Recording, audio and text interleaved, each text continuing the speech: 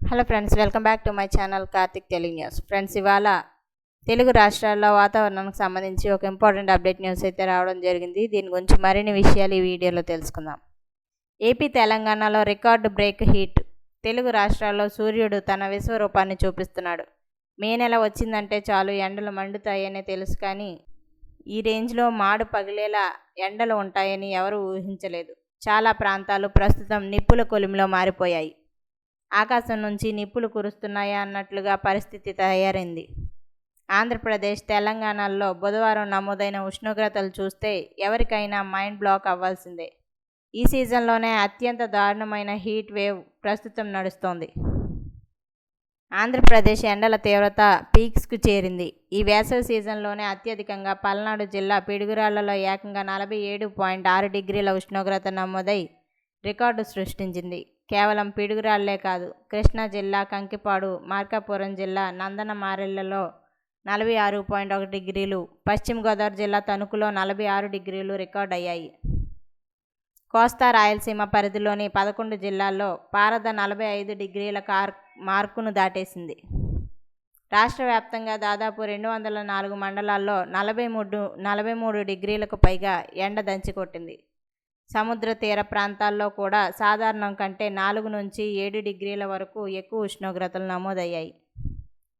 ఇక తెలంగాణ విషయానికి వస్తే ఇక్కడ కూడా పరిస్థితి ఏమాత్రం తక్కువ లేదు. ఉత్తర, తూర్పు తెలంగాణ జిల్లాలు వేడి గాలులతో అల్లాడిపోతున్నాయి. గత 3 రోజులుగా ఉమ్మడి ఆదిలాబాద్ జిల్లాలో సూర్యుడు పగబట్టినట్లు ప్రతాపం చూపిస్తున్నాడు.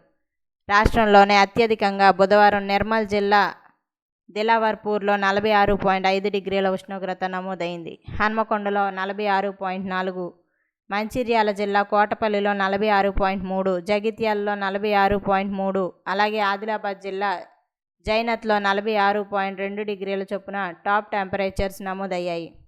ఉదయం 10 గంటలకే బయట ఎండ దంచుకొట్టడంతో జనం బెంబేలెత్తిపోతున్నారు. భారత వాతావరణ శాఖ విపత్తుల నిర్వహణ సంస్థ ఇచ్చిన రిపోర్ట్స్ ప్రకారం రానున్న 4 రోజుల పాటు ఇదే స్థాయిలో వేడి గాలులు, వడగాల్పులు తీవ్రంగా ఉంటాయి.